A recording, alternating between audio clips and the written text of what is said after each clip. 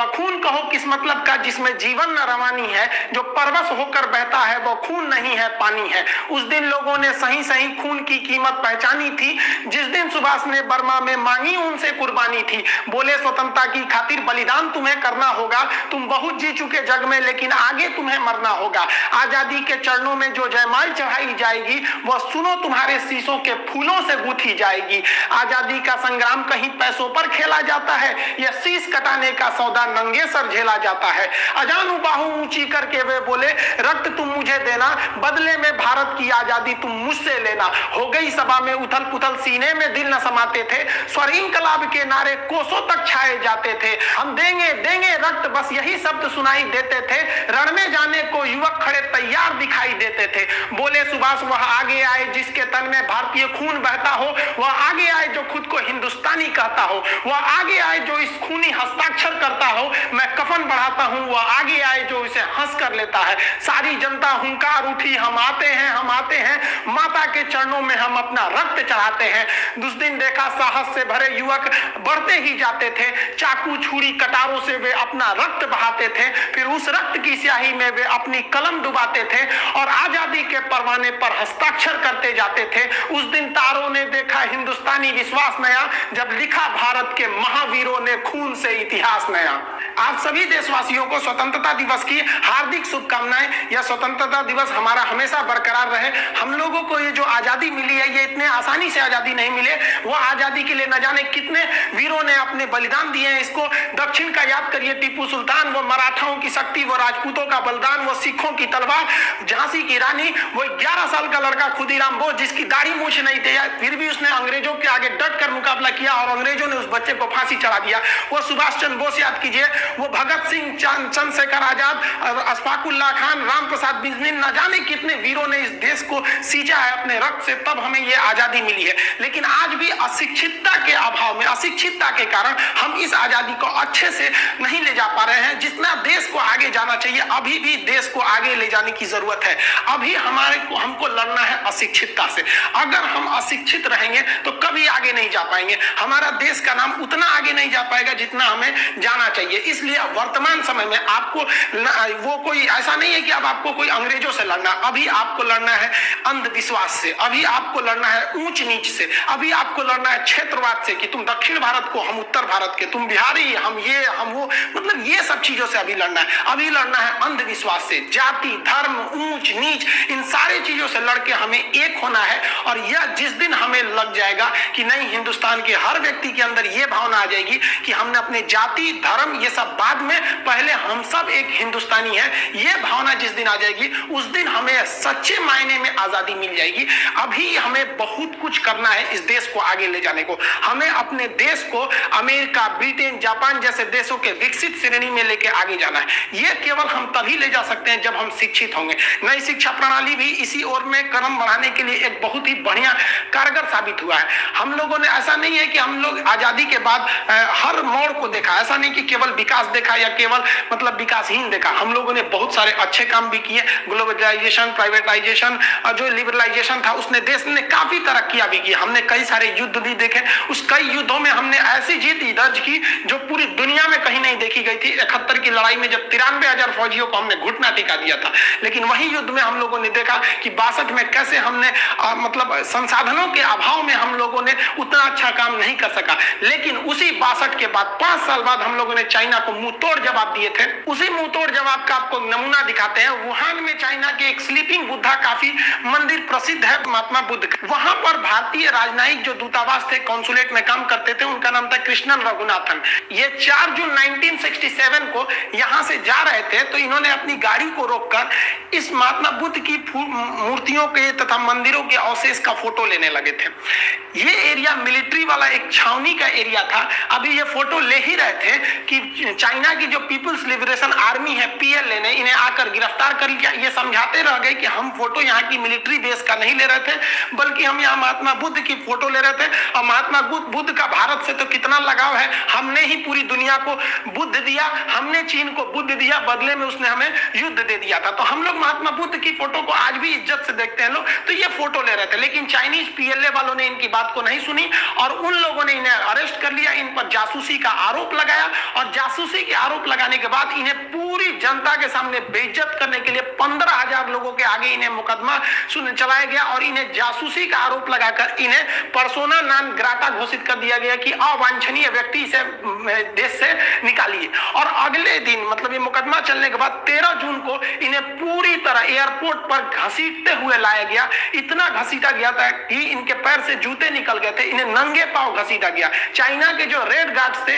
इन्हें लात घूंसा मारा, इनके ऊपर थूका था। उसके बाद पूरे सरेआम फोटो खींचकर इन्हें भारत में भेजा गया। जब ये दिल्ली एयरपोर्ट पर उतरे थे तो एक बहुत बड़ी भीड़ इनके स्वागत के लिए भी खड़ी थी और साथ ही साथ इस विरोध को भी दर्शाने के लिए खड़ी थी कि हमें भी चाइनीज को उसी भाषा में जवाब देना पड़ेगा। भारत ने भी अगले दिन 14 जून को चीनी राजनयिकों को पकड़ लिया और उन पर भी जासूसी का सेम मुकदमा ठोक दिया और उन लोगों ने भी चिल्लाते रह गए कि हम जासूसी नहीं कर रहे हैं। भारत ने भी उनकी एक बात नहीं सुनी और उन्हें 72 घंटे का अल्टीमेटम दे दिया। लेकिन भारतीयों के अंदर यह गुस्सा आग बबूला था। उस समय विपक्ष के दबाव में तथा भारतीयों में राष्ट्रवाद की भावना ने इस चीनी कॉन्सुलेट जो दिल्ली में थी उसे पूरी तरह से घेर लिया और वहां के खिड़कियों को पत्थर से तोड़ दिया, दरवाजे तोड़ दिए, गेट तोड़ दिया, आग लगा दिया गया चीनी झंडों में और वहां बहुत से चीनियों को पकड़ के कूच दिया गया थुथुर इनका। तो उनको राम मनोहर लोहिया हॉस्पिटल में एडमिट कराना पड़ा और इनको बता दिया गया कि हमारे जो चीन में बैठे हैं हमारे जो राजनयिक, उन पर अगर तुम कुछ भी करोगे तो यहाँ तुम्हारे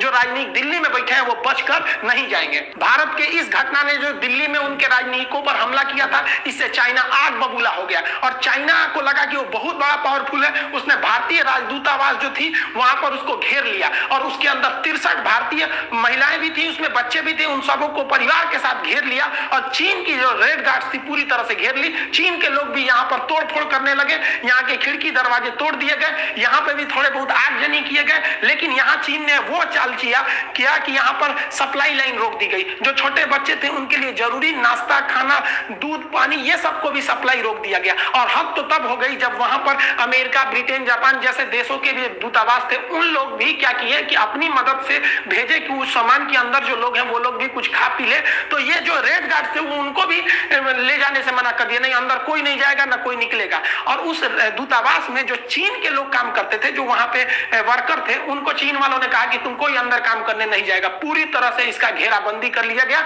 चाइनीजों को लगता था कि इससे भारतीय डर जाएंगे। जैसे ही ये खबर भारतीय मीडिया में आई, उस समय भारतीय मीडिया ने इस खबर को बहुत ही तरजीह दी। भारतीयों का गुस्सा और भयानक चढ़ गया और भारत सरकार ने भी, उस समय जनसंघ पार्टी थी, उसने भी कहा कि अब हम नहीं छोड़ेंगे। भारत सरकार ने अपने सुरक्षा बलों को कह दिया कि दिल्ली में जो चीन का दूतावास है उसे भी घेर लीजिए, उसमें भी कहीं विदेश से खाना नहीं जा सकता है, वहां के लोग भी खाना पानी के लिए बाहर नहीं आ सकते हैं, पूरी तरह से सप्लाई बंद कर दी जाएगी।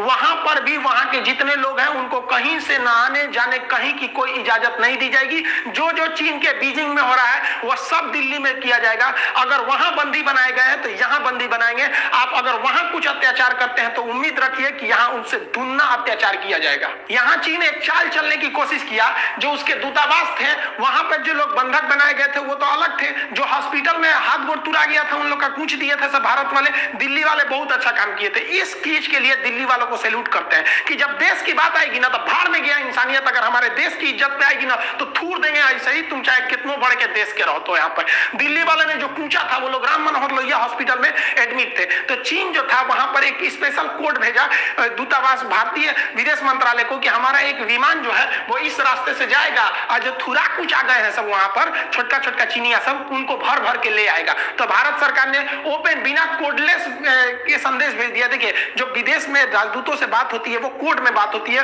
वो सीक्रेट कोड होते हैं। उस चीज को हम यहाँ नहीं बता सकते हैं आप लोग को, वो चीजें वो कोड होती है, दूसरा कोई उसको मतलब डिकोड नहीं करता है। लेकिन भारतीय विदेश मंत्रालय ने ओपन बोल दिया कि कोई भी जहाज को, चीनी जहाज को भारत में घुसने नहीं दिया जाएगा। और हिंदुस्तानियों की उस समय हिम्मत की तो सैल्यूट करनी पड़ेगी जब हिंदुस्तानी एयरफोर्स को यह आदेश दिया गया कि इस रास्ते से अगर कोई भी चाइनीज जहाज गुजरता है, एक्चुअली उस समय तो ये पूर्वी पाकिस्तान साल था, ये तो 1971 में हम लोग कूच काच के इसको अलग किए, इसका वीडियो बना चुके हैं, आप उसको देखे होंगे कि कैसे हम लोग पाकिस्तानियों को कूचे थे। उस समय 93,000 फौजियों ने हाथ जोड़ के सरेंडर किया था कि मत मारिए हमको। तो यहां से वो लोग घुसना चाहते थे, तो भारतीयों ने एकदम प्लान बना दिया था कि एयरफोर्स को सख्त आदेश था कि कलकत्ता से एयरफोर्स उड़ान भरेगी और चीनी विमानों को इस तरह से घेर लेगी कि उन्हें इलाहाबाद या लखनऊ पर उतरने पर मजबूर कर दिया जाएगा। अब एयरफोर्स घेर लेगी तो उतरेंगे कहीं नहीं, आगे जाके जहाज, एयरफोर्स की जहाज तो छोटी होती है ना, कलाबाजी करने लगे, अगवा ऐसे करेगी अपने से उलट जाएगा, हम लोग क्या कहेंगे, डरा के उलट दिया था। तो ये लोग चीनियों को था। दूसरा कि अगर ये लोग ढीठाई करेंगे तो भाई हम लोग किसी पे डायरेक्ट हमला भी तो नहीं कर सकते, सिविल एयरपोर्ट है, कोई मान लीजिए कोई लड़ाकू जहाज तो भेजा नहीं था, वो सवारी वाला था। अगर दिल्ली पहुंच भी जाता है तो भारत के पास एक और रास्ते थे कि ससुरा का पेट्रोल नहीं भरने दिया जाएगा, अब ले तो ढकेल के नहीं ना ले जाएगा यहाँ पे। तो ये रास्ते थे। चीनियों को पता चल गया कि भाई साहब ये तो भारत वाला सब एकदम भड़क गया है, सब 1962 नहीं है ये तो अब तो गड़बड़ कर देगा। तो चीनियों ने डर के मारे जहाज नहीं भेजा, उसके पायलट आने से मना कर दिए, नहीं जाएंगे, वहां एयरफोर्स तैयार है, हम लोग को इससे लड़ेंगे, हम लोग एयरफोर्स मार देगा सब, इसको दिक्कत हो जाएगा। चीन वाले आए ही नहीं सब। तब चीन को समझ में आ गया कि हम भारत को एक बार धोखा दे सकते हैं, दोबारा धोखा नहीं दे सकते हैं, हम सबको सजग रहना चाहिए। पाकिस्तान और चीन पर भरोसा करना और उनसे दोस्ती रखना मतलब अपने बेडरूम में सांप को सुलाना है। इस साले कब काटेंगे सब किसी को नहीं पता है, ये पैदे इसीलिए हुए हैं सब ताकि इनको धोखा दिया जाए। चीन को उसकी औकात समझ में आ गई कि अब हमारे जो राजदूत जो फंसे हैं सर दिल्ली में, आधा तो हॉस्पिटल में सर, आधा दूतावास में सर। अब भारतीयों का गुस्सा एकदम बढ़ते जा रहा था, तभी खबर आई कि चीन ने भारतीय दूतावास जो चीन में है उसकी जो घेराबंदी की थी उसे हटा दिया गया, खाने पीने की सप्लाई फिर से चालू कर दी गई।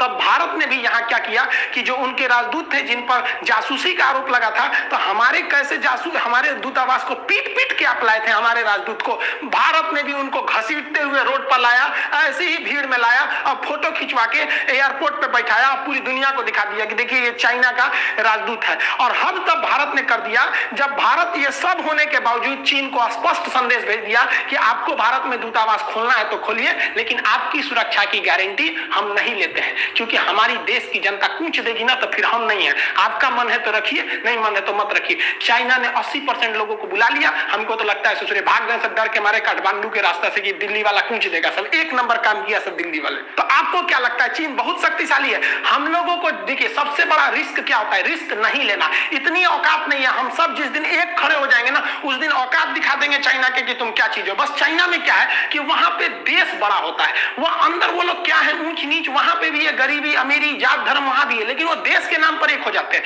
हम लोग को क्या है कि भाई साहब हम लोग किसी किसी के क्या है अंधभक्त है और किसी के अंध विरोधी है, मतलब वो कुछ करेगा हम ससुरा का विरोध करेंगे, और कुछ ऐसे भी लोग हैं कुछ भी करेगा तो समर्थन करेंगे। ऐसा नहीं है, जब देश की बात आनी चाहिए तो हम सबको एक हो जाना चाहिए। आप कमेंट करके बताइएगा कि भारत के लोगों ने जो कूचा था 1967 में वो ठीक किया था कि नहीं, और क्या 2020 में भी गलवान में घुस के कूचना चाहिए कि नहीं कूचना चाहिए। हमारे हिसाब से तो मोदी जी को कहना चाहिए कि एक बार छूट दे दीजिए गलवान जाने का, ससुरा कूच के आ जाएंगे लोग, एक नंबर रहेगा। 1962 से लेकर आज तक दहल रहा है दिल में, कितना देर से आग लेके रखेंगे। ज्वालामुखी जो होता है ना उसको फटना जरूरी होता है, नहीं तो एक दिन भयानक विस्फोट कर जाता है। और अरुणाचल प्रदेश से लेकर लद्दाख से लेकर हम सबको साथ खड़े रहना पड़ेगा। और बहुत हम हाथ जोड़ के आप सबका धन्यवाद देते हैं जो चाइनीज सामानों का बहिष्कार किया, तो गवर्नमेंट को इतना मनोबल मिल गया ना कि गवर्नमेंट को एकदम विश्वास हो गया कि नहीं हम अब चाइना से युद्ध भी कर देंगे ना तो पब्लिक हमारे साथ में है। ये चीज बहुत बेहतरीन है।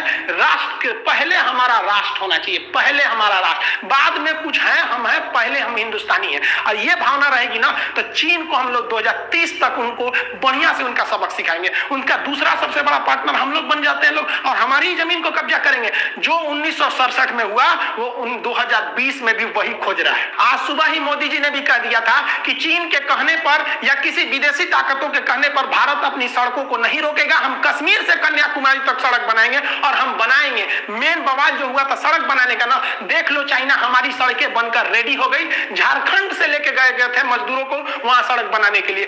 यहां पर हम सबको एक साथ खड़ा होना चाहिए। जब भी देश पर कोई संकट आता है ना तो एक साथ खड़ा होना चाहिए। लेकिन आप भी याद कीजिए गलवान के मुद्दे पर हम गवर्नमेंट के साथ खड़े थे, पल पल साथ खड़े थे, यहां तक कि युद्ध में भी हम साथ खड़े रहेंगे। लेकिन कोरोना के मैटर पे हम कहीं ना कहीं गवर्नमेंट से थोड़ा थोड़ा अलग हो गए थे। गवर्नमेंट जो लॉकडाउन खोली थी या जो इसमें जो ढील दी वो गवर्नमेंट को पता था कि हम लोग जो दे रहे हैं इससे कोरोना बढ़ेगा, लेकिन मीडिया ने या फिर पब्लिक ने इतना ना प्रेशर बना दिया जिसका कोई हद नहीं। ये मानते हैं कि लॉकडाउन से गरीबी बढ़ेगी, भूखमरी आएगी, बहुत से लोग की जान भी जाएगी, लेकिन इतना तो हम गारंटी लेते हैं कि लॉकडाउन से 40,000 लोग नहीं मरते जो कोरोना से मर गए। अब क्या पता कि कितने अच्छे अच्छे लोग मरे। अब्दुल कलाम जब ट्रेन में अखबार बेचते थे तो आपको पता था क्या कि साइंटिस्ट बन जाएंगे? आप जब ये नरेंद्र मोदी चाय बेचते थे तो आपको पता था क्या कि यही नरेंद्र मोदी एक दिन चाइना में गलवान वालों को मुंह में आंख मिला के कहेगा कि वापस जाओ नहीं तो हम नहीं हटेंगे। कुछ भी देखिए, कोई भी व्यक्ति मरता है तो वो कुछ इस देश के लिए वो एक बहुत अभिन्न हिस्सा होता है। तो कोरोना से जितनी जान गई शायद लॉकडाउन से उतना नहीं जाता। लोग इतने लापरवाह हो गए हैं जिसका कोई हद नहीं। जब मार्च अप्रैल का महीना था, कोरोना कुछ भी नहीं था इंडिया में, जब 200-400 मरीज थे तो हम लोग को ज्यादा डर लगता था। आज ससुरा लाखों में मरीज हो गए, सब 20 लाख के आसपास मरीज हो गए हैं तो हम लोग को डर नहीं, मास्क बिना घूम रहे हैं। गवर्नमेंट प्रेशराइज हो गई है। आप देखिएगा, हम तो 2013 से मोदी जी का भाषण देखते हैं, अब जो भी बातें बोलते हैं, लेकिन इस बार का जो भाषण था या फिर इस बार का तो कुछ भी चीज पे कोरोना का ही इफेक्ट था। इनको भी इस बात का टेंशन था कि इकोनॉमी इतनी पीछे चली गई, क्योंकि पिछली बार इन्होंने कहा था कि 5 ट्रिलियन की इकोनॉमी बनाएंगे। तो कोरोना ने हम सबका सपना तोड़ा, इस देश का नहीं सबका। आपकी एक छोटे से दुकानदार से लेके बड़े से दुकानदार ने हर चीज को लॉस किया। ये कोरोना पर भी हम जीतेंगे, क्योंकि स्पष्ट है जब भी कोई समस्या जन्म लेती है तो उसका समाधान जरूर रहता है। ये गीता में स्पष्ट लिखा है कि आप कितना जल्दी उस समस्या के समाधान को ढूंढ लेते हैं। तो हमारे वैज्ञानिक थे, मोदी जी ने भी कहा है कि वैज्ञानिक जो है दिन रात लगे हुए हैं लेबोरेटरी में, वो भी कोशिश कर रहे हैं। बहुत जल्द इसकी भी वैक्सीन आ जाएगी, लेकिन जब तक नहीं आती हम सबकी रिस्पॉन्सिबिलिटी बनती है कि हम अपने आप को संभाल कर रखें, क्योंकि आपकी इम्यूनिटी अच्छी हो सकती है, आपकी वजह से दूसरे को खतरा हो सकता है। रूस की वैक्सीन कहा जा रहा है कि सक्सेस भी है, उस पर 100% WHO बिलीव नहीं कर रहा है। अगर वो है भी तो हम लोग को 2021 में ही मिल पाएगा। अभी तो बहुत कम चांसेज है, लेकिन कुछ भी कहा नहीं जा सकता है। हम वही देश है जहां मास्क नहीं बनता था, आज दुनिया में सबसे ज्यादा मास्क हमारे यहाँ बन रहा है। पीपीपी किट, जो पीपीई किट था चाइना से आता था, आज पूरी दुनिया में हम लोग सप्लाई कर रहे हैं। तो हिंदुस्तान वालों की प्रतिभा पे तो कभी शक नहीं करना चाहिए।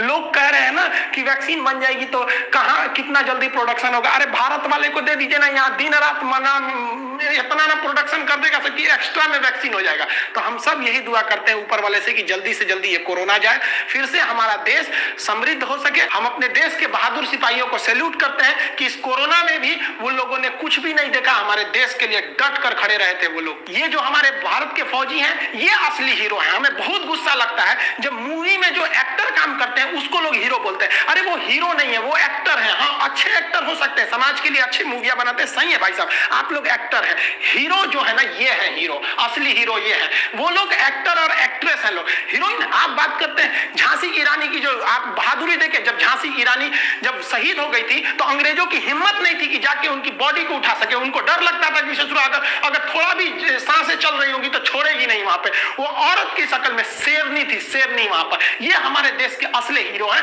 लेकिन आप जो मूवी में देखते हैं ना, उन्हें हीरो नहीं कहिए, वो एक्टर है। हमारे देश के लिए ये सच्चे हीरो है। समय समय पर हम अपनी सेना की हर एक जानकारियां आपको देते रहते हैं कि सेना कैसे हथियारों का प्रयोग करती है, किस किस चीजों का प्रयोग करते हैं, ताकि आपके अंदर राष्ट्रीय भावना आए और आप भी के अंदर एक सैनिक का जिगर हो सके। सैनिक केवल वो नहीं होता है जिसके पास हथियार हो, मेंटली भी आपको तैयार रहना पड़ेगा ताकि देश के लिए जब जरूरत पड़े तो आप आगे आ सके। हमारे सैनिकों के कदम से कदम मिलाकर चल सके ताकि इस देश के निर्माण में हम सब का योगदान हो। और भारत मां का जो परचम है पूरी दुनिया में ला रहा है और दुनिया याद करे, मिसाल दे कि एक देश का, कि वह देश भारत जहां हजारों किस्म की भाषाएं बोली जाती है, 10 रंग के लोग रहते हैं, हर तरह की जलवायु पाई जाती है, ऊंच नीच बड़ा जाति धर्म हर चीज है, लेकिन जब देश की बात आती है तो हम सब एक रहते हैं। आप लोग के मन में एक डाउट है कि जो एप्लीकेशन आ जाएगा ऐप, तो क्या यूट्यूब पे वीडियो नहीं आएंगे? यूट्यूब पर वीडियो आते रहेंगे जैसे आ रहे हैं, ऐप पर भी पढ़ाई होती रहेगी।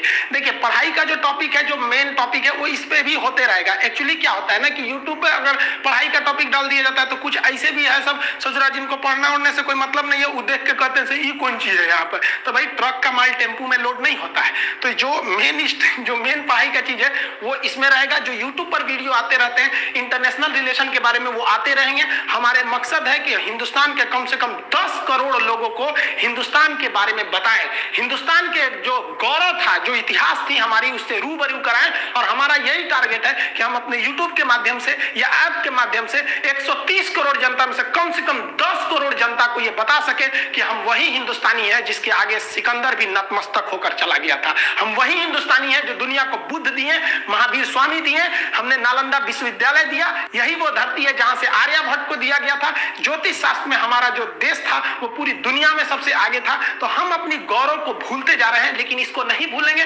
देखिए, शिक्षा उस शेरनी का दूध है जिसने इसे पिया है वो दहाड़ा है, और उसकी दहाड़ पूरी दुनिया सुनेगी। सुनना पड़ेगा आपको। आज शिक्षित व्यक्ति को कोई नहीं दबा सकता है, और शिक्षित व्यक्ति जो होता है ना, उसे कोई किसी तरह के लालचे में भी नहीं डाल सकता। उसके अंदर अगर आप शिक्षित रहेंगे ना, तो आपके अंदर से खुद से ऊंच नीच की भावना खत्म हो जाएगी। जाति, धर्म, मजहब, ये सब चीज भावनाओं में नहीं रहना चाहिए। जब हम लोग विदेश में पढ़ने जाते हैं या घूमने या काम करने जाते हैं, तो वहां हमारी पहचान किस रूप में होती है? केवल और केवल एक हिंदुस्तानी के रूप में। और वहां हमें कोई समस्या हो जाए तो कौन बचाने आएगा? कोई धर्म गुरु जाएगा बचाने के लिए कि आ जाओ? वहां जब भी बचाने जाएगा तो आपका देश जाएगा, हिंदुस्तान की एम्बेसी बचाएगी, और आपके भी मन में यह भावना रहती है कि हमारा देश हमें बचा लेगा। विदेश में फंसने के बाद आपको धर्म, जाति, ऊंच नीच याद नहीं रहता है, तब केवल याद रहता है कि हिंदुस्तान है हमारा देश। देखिए, बहुत से लोगों का डाउट है कि सर ऐप जब आ जाएंगे तो क्या हम केवल ऐप पर जाके ऑनलाइन पढ़ाएंगे या फिर यूट्यूब पे भी पढ़ाएंगे? देखिए, हम दोनों पे पढ़ाएंगे। यूट्यूब पे जो जैसे चल रहा है वो वैसे चलते रहेगा। यूट्यूब में कोई चेंजिंग नहीं आएगी। ऐप पर आपका सब्जेक्ट वाइज एकदम सिस्टमेटिक तरह से पढ़ाई चलेगा। और कुछ लड़कों को फी को लेकर टेंशन है। फी का जिस दिन हम रिवील करेंगे उस दिन आप सोच सकते हैं एकदम मिनिमम फी रखा जाएगा। और ऐप के लिए ये जो इंटरनेशनल रिलेशन है कि हमारा किस देश से कैसा संबंध है, वीटो क्या चीज होता है, हमारा कौन से समिट में भाग लेते हैं अफ्रीकी देशों से। आप देखे होंगे फिलिस्तीन को लेकर हम लोग जो थे वो इजराइल से संबंध तोड़े हुए थे। इजराइल से हम इसलिए संबंध नहीं रखते थे कि अरब देश वाले नाराज हो जाएंगे। खुद आज अरब वाले इजराइल से दोस्ती बढ़ा लिए हैं। तो हमारा एशिया में क्या संबंध है, मिडिल ईस्ट में क्या है, सेंट्रल एशिया, ये संबंध बहुत जरूरी है। उन लोगों के लिए तो खास करके जरूरी है जो कमीशन लेवल की तैयारी करते हैं, पीसीएस और यूपीएससी की तैयारी करते हैं, उनके लिए ये जरूरी है। और डीप नॉलेज जरूरी है। ऐसा नहीं कि ऊपर ऊपर कहां कौन सा समझौता हुआ, ये इंटरव्यू तक में भी आपका पूछता है। तो ये ऐप पर बहुत जल्दी ये चीज लॉन्च हो जाएंगे। मैप का क्लास स्टार्ट हो जाएगा सबसे पहले, और इंटरनेशनल रिलेशन, बायोलॉजी, पॉलिटी, ये सब चीजें स्टार्ट होंगी। हर 10-10 दिन पे सब्जेक्ट स्टार्ट होते रहेंगे।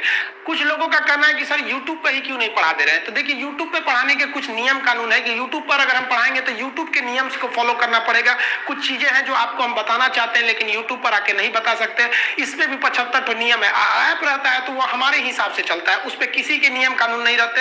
हम आपको खुलकर पढ़ा सकते हैं, आप खुलकर हमसे क्वेश्चन पूछ सकते हैं। ये सब चीजें यूट्यूब पर पॉसिबल नहीं थी, इसलिए यूट्यूब पर नहीं आ सके। ऐप पर जाने का एक और कारण था, देखिए हमने देखा कि गांव के लेवल पे काफी शिक्षा का लेवल नीचे है। अब जैसे मान लीजिए हम लोग तो इलाहाबाद से पढ़े, अब बहुत से लड़कों लोग अलग अलग यूनिवर्सिटीज हैं सब जो बहुत लेवल के हैं, और सब लोग नहीं ना जाके पढ़ सकता है इलाहाबाद में या फिर जेएनयू में या कहीं पे, तो उनको भी तो चाहिए उस लेवल की शिक्षा। तो मेरा यही मतलब था कि एक आपको ग्लोबल लेवल का स्टैंडर्ड आपको एकदम मिनिमम फी में आपको पहुंचाया जा सके, इसलिए हम ये दोनों माध्यम से आपसे जुड़ना चाहते हैं। हमारा यही है कि हम अपने जीवन में कम से कम 10 करोड़ हिंदुस्तानियों का उद्धार कर सके ताकि इस देश को आगे बढ़ाया जा सके। इसलिए हम दोनों प्लेटफॉर्म को चुने। यूट्यूब भी चालू रहेगा और ऐप भी जाएगा। इसमें आप अपनी हर एक डाउट को पूछ सकते हैं। ऐप लॉन्च की घोषणा कभी भी हम आके यूट्यूब पर कर सकते हैं। आप सभी को स्वतंत्रता दिवस की ढेर सारी शुभकामनाएं। मिलेंगे अगले वीडियो में, तब तक के लिए जय हिंद, भारत माता की जय।